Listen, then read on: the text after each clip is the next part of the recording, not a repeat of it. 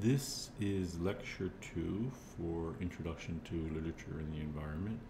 You'll see we're on the navigable lecture part of the website, and I am going to, this is part 1, go here and pop us up to full screen, and close this, and we can start. So, number 2. This lecture is concerned with Mesopotamian literature, specifically the myth of Gilgamesh. You can see on our mind map, our timeline here, that we're starting 2,600 years before the birth of the Christian era, almost 5,000 years ago. It's hard to know exactly how old the myth of Gilgamesh is. There are a number of different versions recorded on tablets, but it's a pretty ancient work. It is arguably the case that it is the most ancient literature that we have, that it is the first great story produced in the West. And as I mentioned last time, we are following the trajectory of Western thinking because we're trying to not so much go forward from Mesopotamia today, but go back from here in the 21st century down through literature that takes us from American literature, since that's what this course is about, through English, back down through other cultures, and ultimately we can see a start of it here with Mesopotamian literature. So we're going to click on lecture 2 here. Lecture 2 is popping up. We'll zoom in on it, and again it's the Epic of Gilgamesh. So we'll jump right in with that. Oops, take that back a minute, sorry. I had been moving around here, so I hadn't got to that. This is the Epic of Gilgamesh. This is the wonderful translation we have by Stephen Mitchell. And normally I'm not going to read from the slides, but you know, I just can't resist here. He had seen everything, had experienced all emotions, from exaltation to despair, had been granted a vision into the great mystery, the secret places, the primeval days before the flood. He had journeyed to the edge of the world and made his way back, exhausted but whole. He had carved his trials on stone tablets, had restored the Holy Anna temple and the massive wall of Uruk, which no city on earth can equal.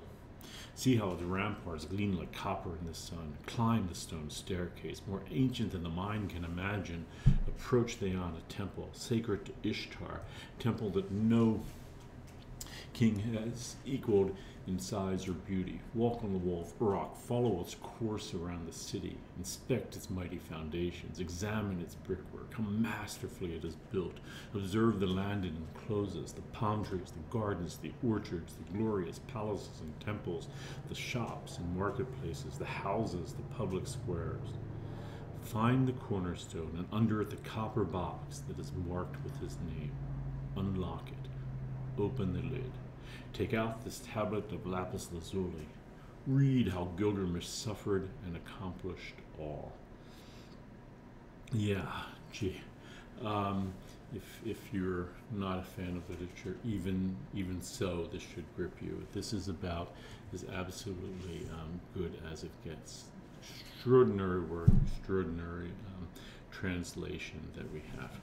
So, we're going to go into detail now regarding a few parts of the epic. Starting with Uruk, Gilgamesh's capital city. I should mention, if you haven't figured it out already, that this is all taking place in, of course, the Middle East, what we would call today, in the area of Iraq and to a lesser extent Iran. So, how would we describe this city of Uruk? Because it's very clear that we have a walk that takes us around the city. We're encouraged to do that. The first thing that one notices is the wall. The wall we just mentioned in the beginning. It's central to this. This is not unusual for Uruk. Many ancient cities and even medieval cities had walls around them. For example, London had a wall that ran around it. It's very important historically in the medieval period. And the reason these cities, London, Uruk, others, have walls around them is both to protect the people in the city from other human beings, as well as the environment, what's outside of the city. And it's important to know that the environment has been seen as a danger throughout human history. To be able to create a protected space, not only inside of a house or a structure, but an entire city, is an extraordinary accomplishment, because dangers outside of the city, whether it's in medieval times things like wolves and other animals. It's just a remarkable accomplishment to swell that bubble of human protection around a whole city. With respect to that wall, observe the land it encloses, the palm trees, the gardens, the orchards, and so on. As the city is, even agriculturally, a modified built environment. This is clearly being boasted of here.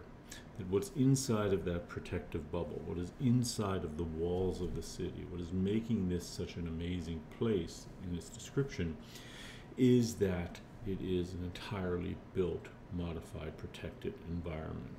It's not wilderness. This is a human work that is standing against the wildness outside, what we today would call wilderness.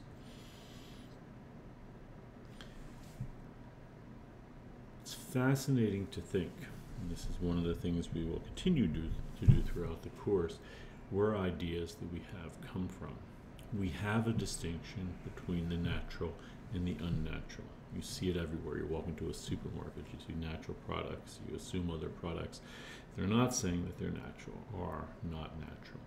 Where does that distinction come from? In part, even 5,000 years ago, that distinction is being propounded. It is a central, selling point and feature of even the opening of the Epic of Gilgamesh, that here is a place that is not where nature reigns. Here is a place that is human-built. It is unnatural. That's the distinction. What is in the wall is not nature. It is unnatural.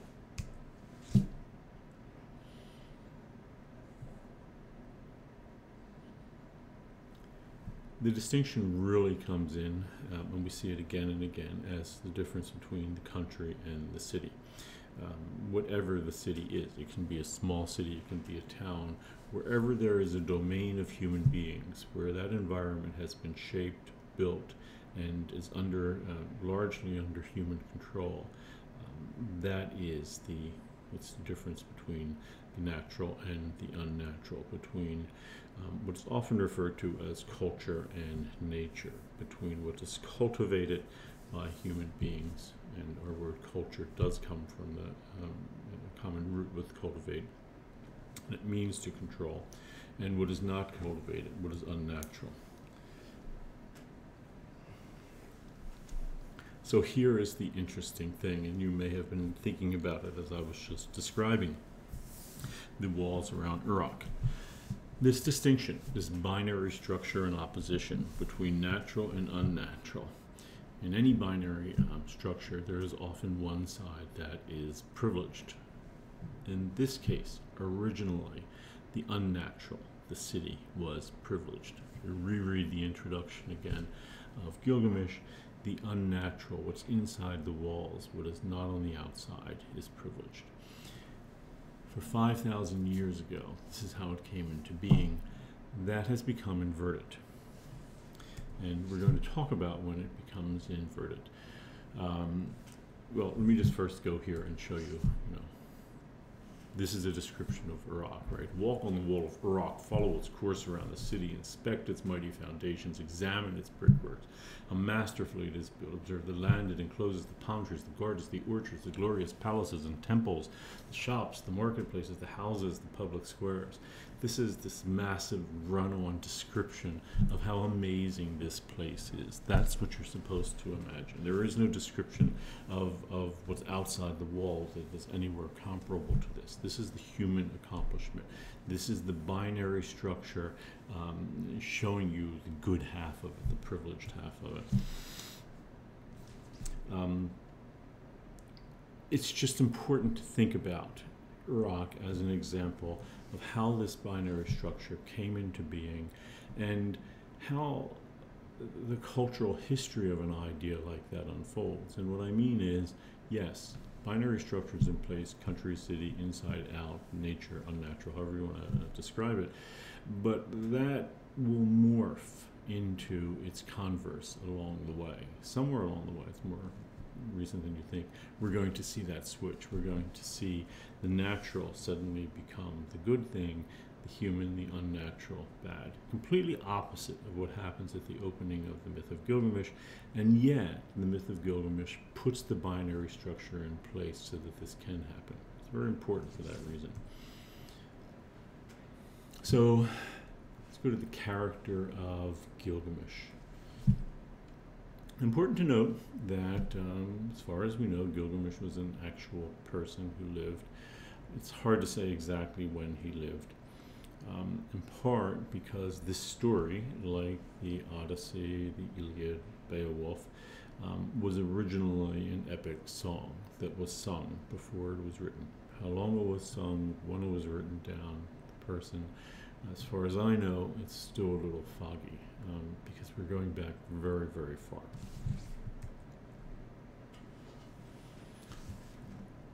This is all we have. This is much later, of course, but a few stone inscriptions of Gilgamesh and who he was. That actually underscores an interesting point about what we're doing in this course, in that if you just look for indications of environmental change, and you look in the actual physical record, what anthropologists, physical anthropologists, archaeologists discover, I can tell you an awful lot, and I wouldn't in any way discount that. But literature offers us an additional insight into it. So here we have a really fascinating insight into what people thought, how ideas were shaped and formed at the time, that you're not quite going to get from stone inscriptions like this. So how would you describe Gilgamesh? Good king, bad king? It's especially important when you look at his attitude toward people, especially women in the epic.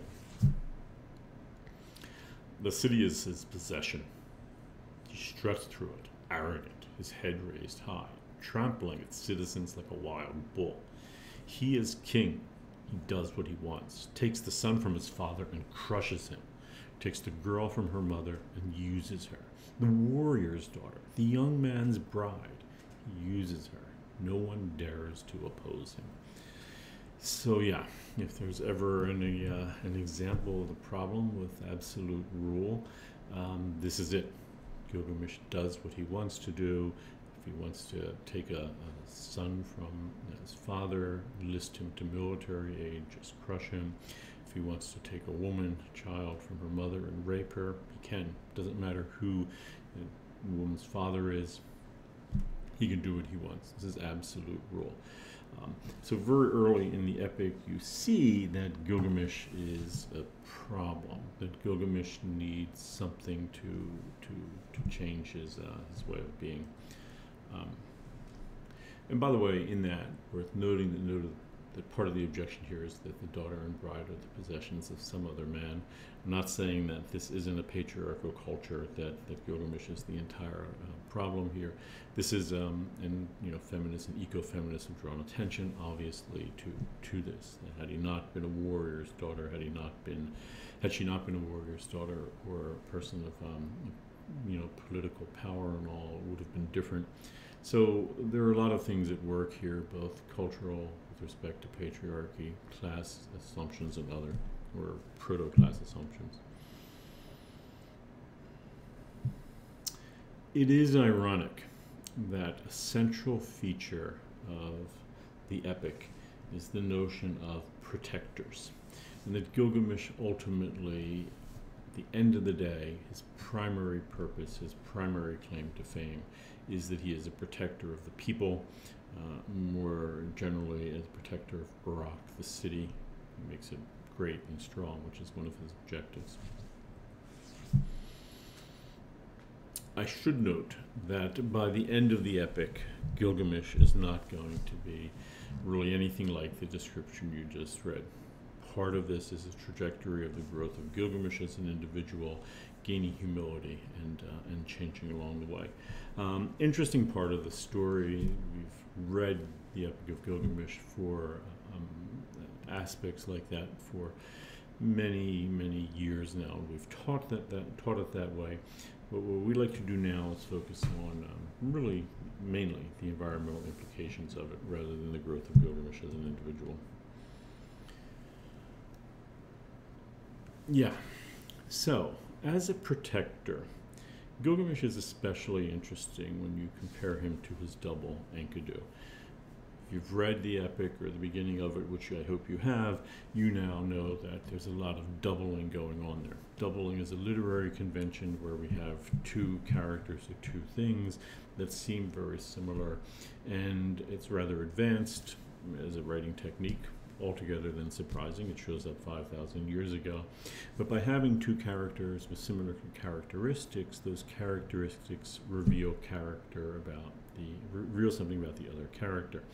So the fact that Enkidu is chiefly a protector is interesting because it is exactly what Gilgamesh needs to become, and that's a protector of the people. But we need to talk a little more about exactly how this works as Enkidu being a protector. So to do that, flying in here to the character of Enkidu. So who is Enkidu? Yeah, it's a basic general question. In addition to being, at least initially, a wild man, Enkidu is a protector. So it's a fair question to ask, in order of their appearance, who or what does Enkidu protect? It's important to sort of chart this because Enkidu does a lot of protecting here. I mean, not surprisingly, that's centrally what he does, protecting in a number of different ways. Animals. He tears out the traps and frees the animals. This is the problem, if you recall, at the beginning of the epic. You know, why do they have to hunt out Enkidu? Because this is a wild man acting as the protector of animals. And who is he protecting the animals against? Human beings. This is a problem. The people who set those traps are not very happy. That's why appeal has to be made for something to be done about this person. So that's how he starts off, a protector of animals from humans. Gilgamesh, being a rapist, is a problem. There is no one, as we saw in the description I read a few minutes ago, who's capable of stopping Gilgamesh. He is, unchecked rule. But we do have someone who comes on the scene, Enkidu. As Gilgamesh's double, he is as big, as strong, as powerful as Enkidu. So if there's anybody who's going to be able to stop this sort of, abuse of power, and especially in the case of Gilgamesh, who is raping women before their husband can have sex with them. Somebody has to stop it, and it's Enkidu. Enkidu stood like a boulder blocking the door. So not only does he protect women from Gilgamesh the rapist, but as the trajectory continues, as the work goes on, befriends Gilgamesh, they become friends. He's entrusted with taking care of Gilgamesh. When Gilgamesh and Enkidu go on their great epic journey to the forest to fight Humbaba, it is Enkidu who is there to protect Gilgamesh. In the story, you repeatedly have this description of Enkidu sprawled like a net across the doorway. In part, it's because this is an older oral tradition, and that would have been thrown in and repeated again and again. He's there sort of as a protector at the door so no one can get in. And then, too, when the epic fight actually happens with Humbaba, it's Gilgamesh who is there fighting with him, protecting him from Humbaba. Immediately after being fed by the shepherds, what happens? Enkidu went out with sword and spear. He chased off lions and wolves. All night he guarded the flocks. He stayed awake and guarded them while the shepherds slept. A remarkable inversion takes place here, right? Recall that the shepherds, the people who had set the traps for the animals, were, at least in Enkidu's mind, kind of the bad guys initially, because they had to, the animals had to be protected from them. But now Enkidu has shifted. Enkidu is now the protector of human beings and human interests. He has moved into human culture. He was outside, that was a problem. He is now human, and he protects human interests. Yeah, it's a remarkable inversion. It's central to the way this story has to work, that Enkidu has to become the protector. of human beings rather than animals.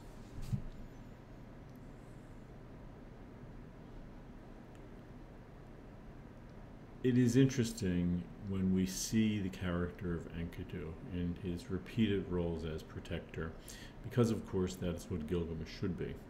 In the work, that's what Enkidu in part is there for, to teach Gilgamesh humility and to understand his role as not something that, as not someone terrorizing a city as he was, but as someone who should protect the city from what terrorizes it. So, a number of other characters pop up. The most important and a very fascinating character is Humbaba. So who is Humbaba? Humbaba also, very important for the work, is a protector. He is the protector of the cedar forest, placed there to protect the forest by the great god Enki. So, Gilgamesh should be a protector. Enkidu is repeatedly a protector. Humbaba is a protector. But, very much like Enkidu at the beginning of the work, he protects the cedar forest from human beings.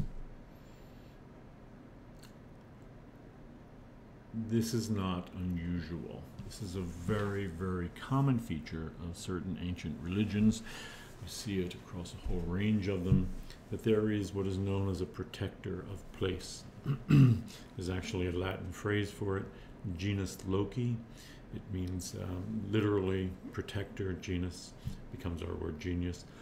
And Loci, our word locale, will derive from that as well. Genus Loci, then, is a protector of place, someone who is there to protect usually certain specific features of the environment. So Humbaba is there not to protect the whole planet or a big region, but one thing, this one forest, the cedar forest. Genus Loci were protecting rivers, mountains, it all depended. But if you went to a river, and you believed in these sorts of religions, then there was probably, or there often was a genus Loci there, a protector of that place.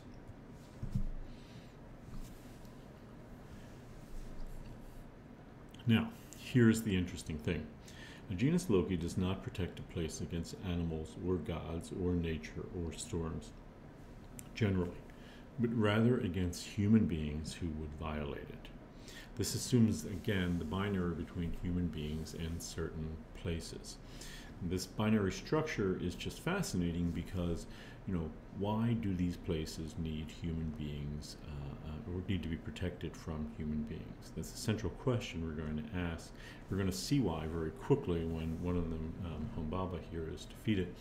But it's a fascinating feature of these religions that places, specific locales, would be protected by the sort of the auspices or the umbrella of the religions itself. Obviously, religions that employ genus Loci are religions that worship the earth, generally.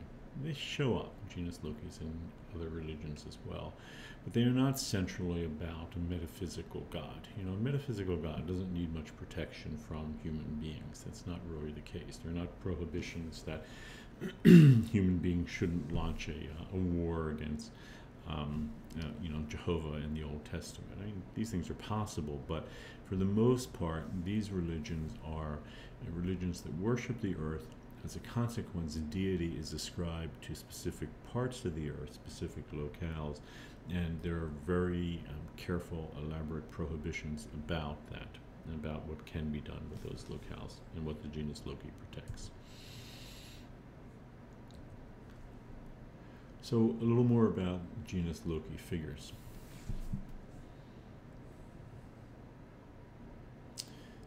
Yeah. The genus Loci is a part of the earth. It is often unclear, it's hard to tease out the genus Loci from the features they present. This will persist, well, thousands of years, really. I mean, Milton, for example, in the Ludlow Mass, Comus talks about Sabrina, who was a genus Loci of the river Severn. This is in England in the 17th century. And it's unclear, where does Sabrina end and the Severn River begin? The Severn River is Sabrina. Sabrina is the same. As a consequence, these are deities that are obviously moored to specific places. They are part of the earth. They're not metaphysical deities that are outside of the earth. Their real home is not in heaven or in some sort of metaphysical realm. It is right there where they are in that feature of the environment. You cannot separate Sabrina from the Severn, nor the other way around. Nor, for that matter, and with our example here, can you separate Humbaba from the cedar forest that he is part of and protects.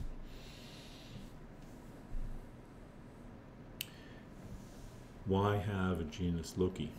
If you have a religion that is earth-based, many of its features are going to be seen, and these would be like rivers, mountains, forests, and all, as sacred. How do you protect sacred things from violation by human beings? So if you have a sacred, forest, choose to protect that forest. You can just reverently act toward it, but this sort of ups the ante a little by actually having a protector there that has to be negotiated with before anything can be done in that area.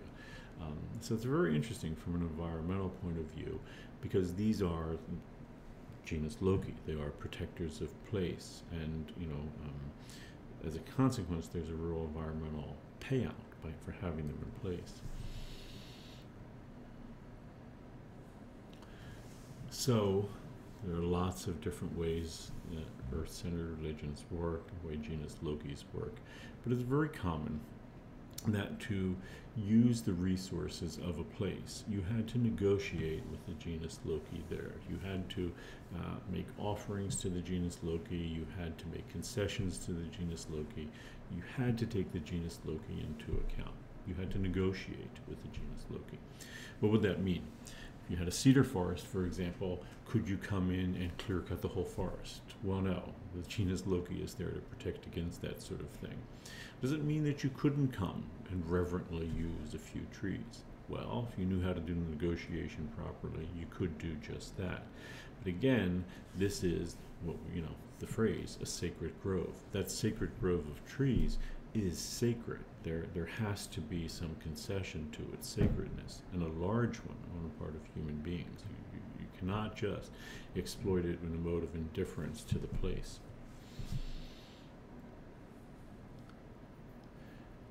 Humbaba is such a genus Loci. He is there to ensure that the cedar forest is not destroyed, that human beings act reverently toward it.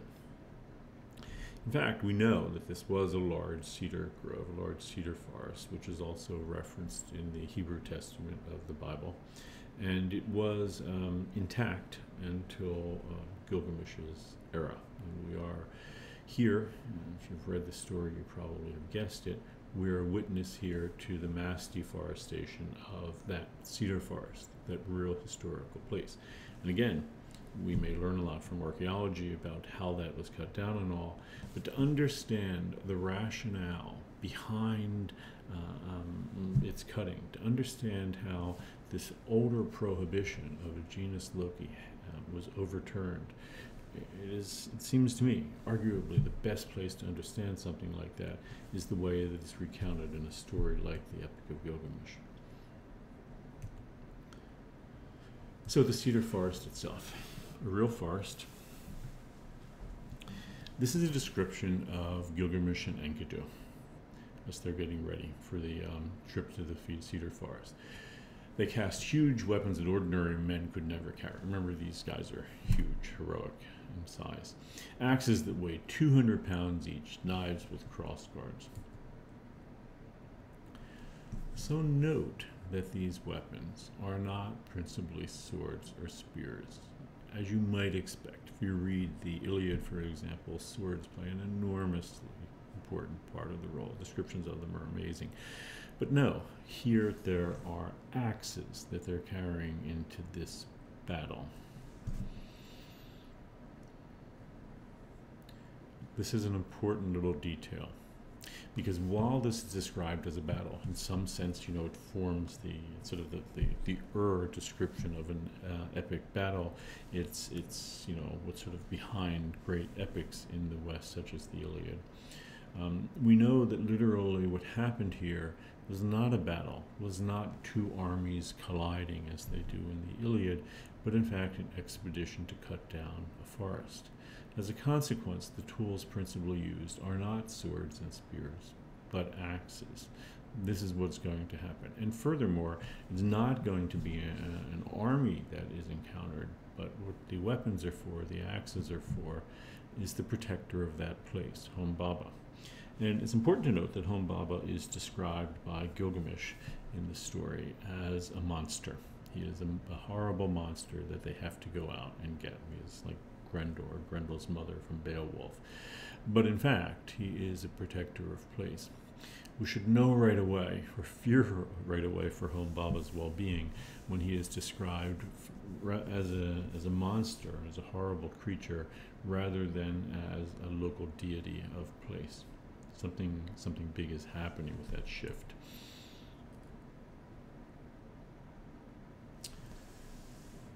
Genus Loci are protectors of place.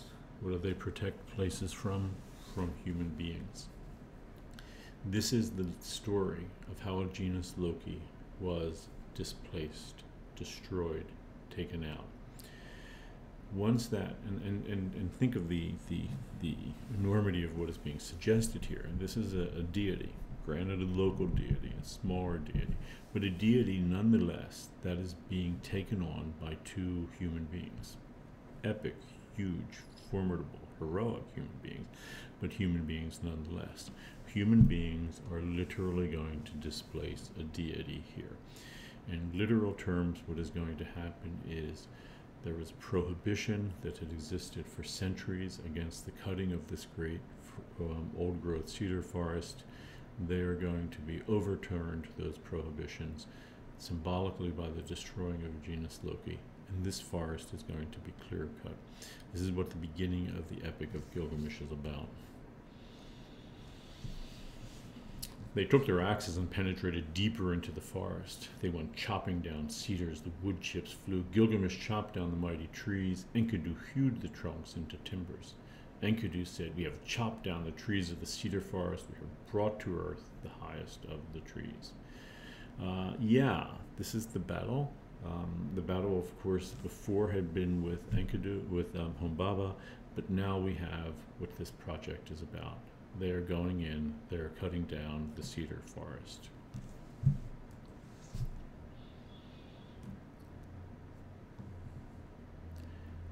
It is pretty clearly in the description, obviously not a battle, but a logging operation. They are sent down, the trees are being cut down. Gilgamesh is the one who is cutting them down. Enkidu is processing them on the site. He's cutting them into square-hewn timbers rather than round logs.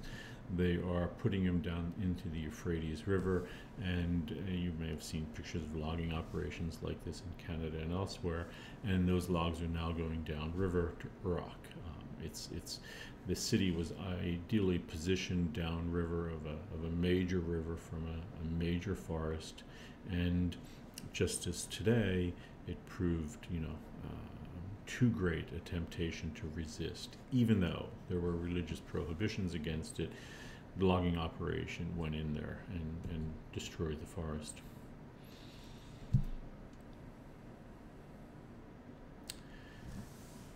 This is epically, it's described in epic terms as a battle, as two men fighting a horrible monster, a protector of place. But what is really described here is probably thousands of men who historically took part in the deforestation of the great cedar forest. It's recounted in epic terms as a battle between two men, but it really is about trying to get, and this is central to what Gilgamesh wants, wealth and fame. He wants to bring it back, power to Uruk, and this is why he does it. mention here in passing that George W. Bush planned a similar expedition into Alaska to bring oil back, not down the Euphrates River, but in a great pipeline that had been constructed from Alaska into continental United States. I don't know that these two things are entirely different. They're a desire to exploit the Earth's resources, and then there's also a great need on the part of the person intending to do it to remove the prohibitions. In Gilgamesh's case, the prohibitions were the protector Humbaba. We're going to talk a lot about how protectors of place change in the next 5,000 years, but I'll give you a little hint of it. In that the protectors of place now are environmentalists. The environmentalists are symbolically the Humbaba, protecting the Alaskan oil fields from the would-be hero coming in to exploit them and to bring them back for fame and fortune and imagined prosperity. So it is just this. It is not a battle. It's not an epic battle. It's a story, in some sense a cover story, concealing what's really going on here, deforestation. And I should mention, just as an aside, the Epic of Gilgamesh has been taught in classrooms for a great, many years now, and people have often taken it on its literal terms, that it is this sort of metaphorical and epic battle. But look, this is really in part what is here. This is why something like a cultural analysis of text is so important, and from our point of view, why an environmental approach to text is important.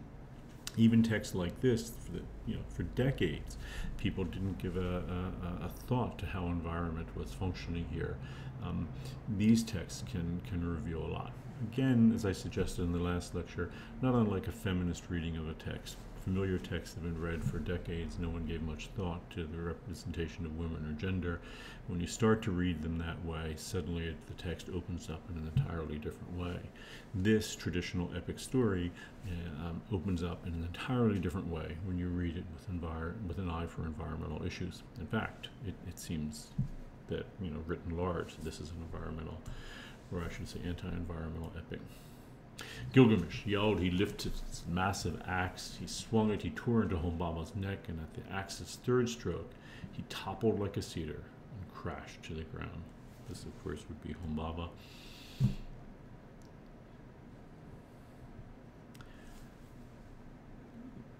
Humbaba, if there's any doubt, look at the descriptions of him.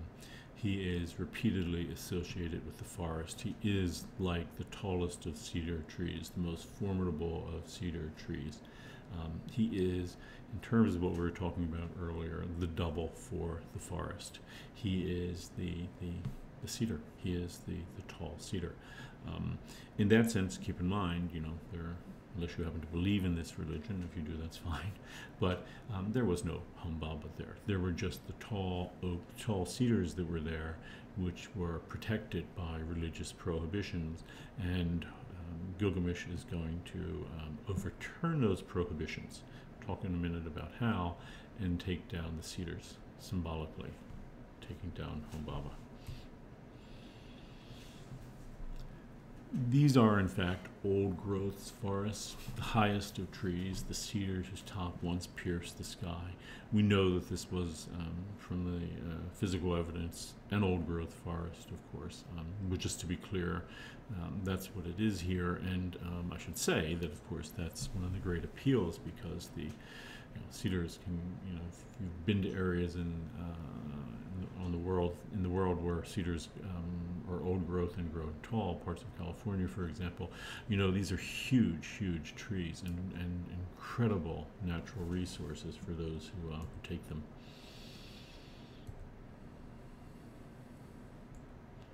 So, genus Loci figure in Gilgamesh. So it's interesting. Gilgamesh attempts and succeeds at something amazing. It's not that he cuts down an ancient forest, but he is defacing a sacred site. He is overturning a religious prohibition. I mean, the achievement of cutting down the forest is one thing, But, think of it this way. If in a Christian society, if this is supposed to be, a temple, the home of God, protected by God, if, devout Christians went in and attacked that place and destroyed it, that would be an amazing event to have happened. Not the cutting down and destroying of it, but the religious convictions that would have to be overturned. And that's what needs to be done here by Gilgamesh. The question is how.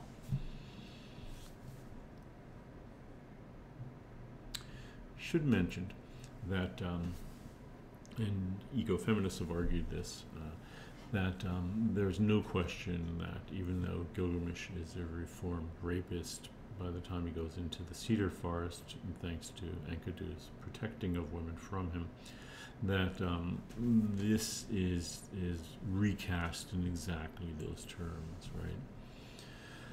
Gripping their axes, their knives unsheathed, they entered the forest. They took their axes and penetrated deeper into the forest. It's still very much a phallocentric approach to what's going on here. Ecofeminists will look at this in some detail, and for good reason, because it really does suggest that the attitude toward the exploitation of women is intimately tied into the exploitation of the environment. We'll see that later in the course, especially clear in someone like Francis Bacon and the Birth of Modern Science. But yeah, clearly with Gilgamesh, it's being cast in those terms. So some general thoughts about earth deities and what Gilgamesh has achieved. It's been argued that before there were the male patriarchal deities, long before, human beings may have worshipped female deities, often a trinity, or very ancient deities, like stone carvings of deities. You see this trinity in something like the maiden, the matron, and the crone, and the story of Persephone and her mother Demeter and Hecate. The notion here is, of course, that with this trinity, it describes the three parts of a woman's life when viewed this way. Maiden, that would be sort of, prepubescent, pre-puberty. Matron, a time where a woman is of, age where she can and would, and in this case does have children.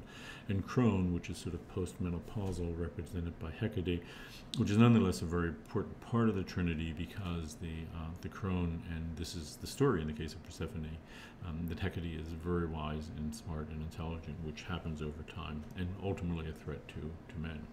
But in any event, it's argued that this older structure, this older religion that had women as being central, was overturned at some point. And by the time we get to the Hebrew God, we have a male god taking over many of the roles that had been ascribed to female deities.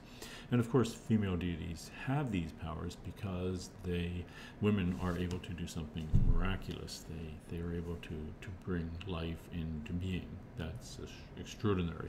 If you're wondering how the whole planet or anything comes into being, you're probably going to think about and if you want to ascribe gender to such a being, a female being who can bring life into creation, whether it's a child or a whole universe.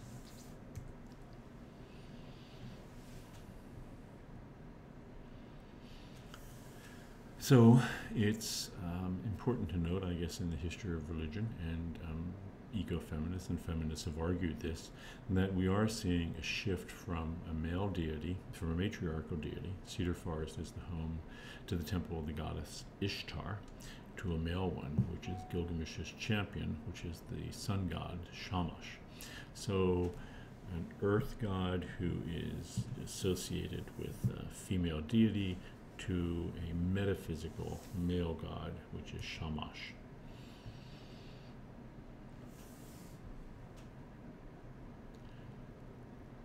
You probably know not so much the story of Uruk and the creation of men in Mesopotamian literature, but the story that is clearly echoing it from the Hebrew Testament, where Adam is created out of clay. In fact, in Hebrew, Adam Hadam means clay, Hadama means earth. That story that happens here too, but interestingly, and this would go to what I was saying earlier, this originally was a female deity who had that power, who had the creative power of life, and by the time you get to the Hebrew Testament, that's been usurped by a male deity, and a metaphysical one at that.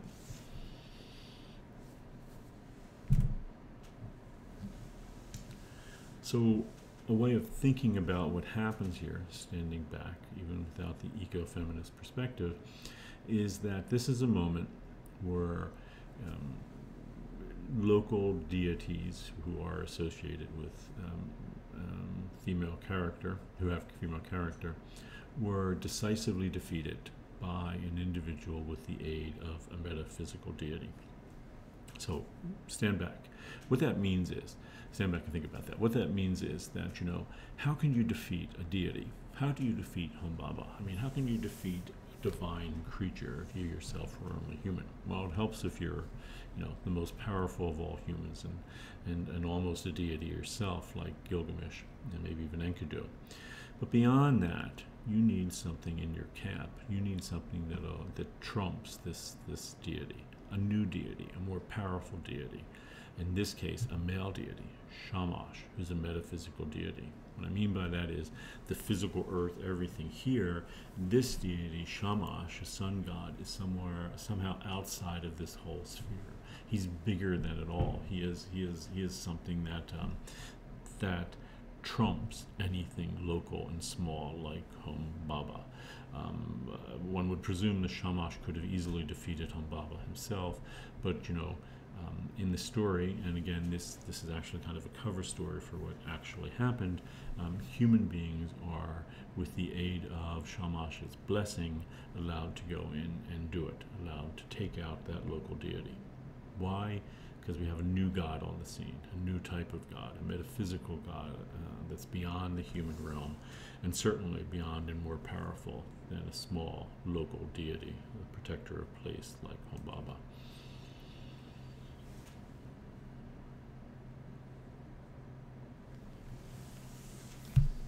This is a very rough way of thinking about religion, but it is the case that so often in older religions we had local deities protecting a place. But when human ambitions became big enough, and in Gilgamesh's case we clearly see this, those local deities had to get cast out. Because there was a religious prohibition against that, not surprisingly maybe, new gods came on the scene, more powerful gods that made irrelevant the older gods. The older gods then could be cast out, displaced, seen as irrelevant. In actual terms, it meant that Gilgamesh and his people could go into the cedar forest and cut it down and not worry about any religious prohibition or consequences of it, because they had a new religion that said it was okay.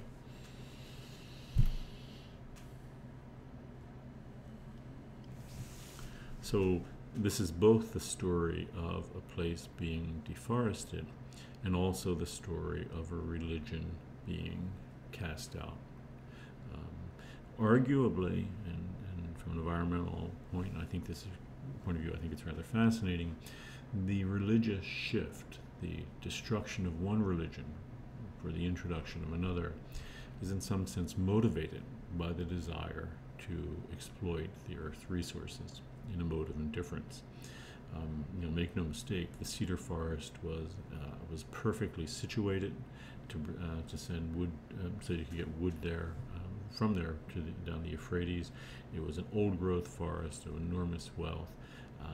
It was just too appealing in a way, but to get rid of it, to take it rather, you had to get rid of these old gods, and a new type of god was brought on the scene to do that, a metaphysical god, Shamash.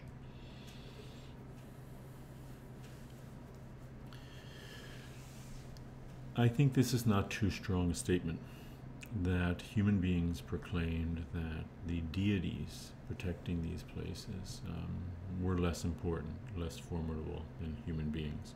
They went in and took what they want. It's an enormous, or it's a mind-boggling in some sense proclamation of human power and how we fit into the cosmos, saying that we had rights of dominion.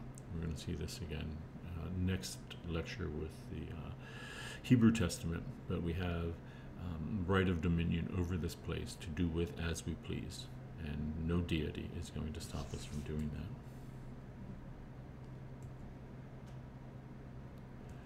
I wanted to give you a little epilogue to the Epic of Gilgamesh, or I should say an epilogue to deforestation. Of course, it comes on the scene before the Epic of Gilgamesh, although this is one of the great historical recounting of how it happened in a major forest to boot. But it continued, and still does in some places today.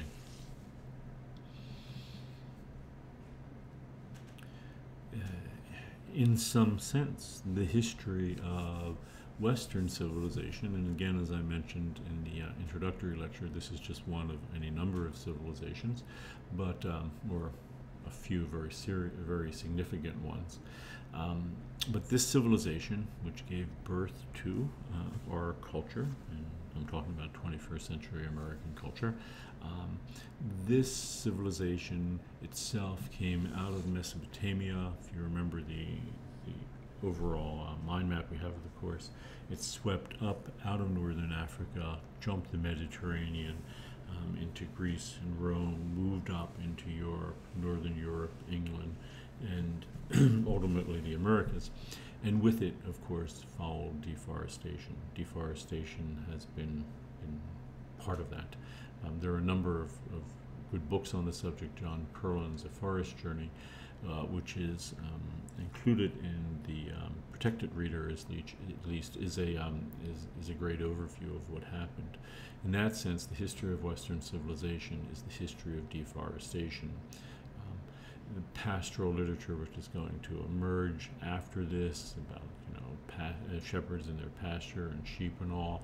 This is just a counterpoint to deforestation. Once you cut all these forests down, you got their wood. There are things that you could do with the forest, but how do you keep them, deforested? How do you keep that area usable? Sheep are really good for that. Sheep rip up any kind of plant that grows there. They eat pretty much anything. They are lawnmowers extraordinaire, and they are partners in the human desire to deforest and keep deforested areas. It's interesting because we think of pastoral literature as about wonderful, beautiful pastures and human beings living in some sort of perfect state of cooperation with the environment, when really it's anything but. It's really about human dominion and control of a certain kind of environment, a human-created environment, and maintained by our sheep and other animals. Worth noting that it's not only that we release carbon into the atmosphere through the burning of fossil fuels, but trees, in fact, all plants are highly efficient at carbon sequestration. So you have this carbon that's in trees and all, and you start cutting it and then burning it. It contributes to global warming.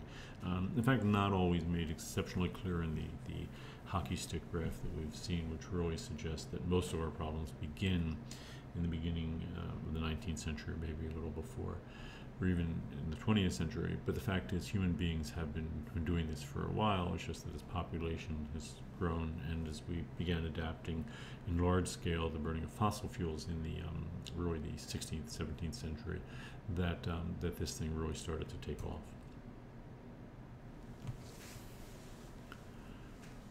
It is kind of surprising, I suppose, and most people are not aware of this, that we are now experiencing a period of global reforestation, and that's really been going on for more than 100 years now. Except there are notable exceptions, the Amazonian rainforest in Brazil, also Indonesia, where deforestation is still continuing, often at a frightening pace. But because of efforts at reforestation that really begin in the Renaissance in the 17th century, in places like England and France,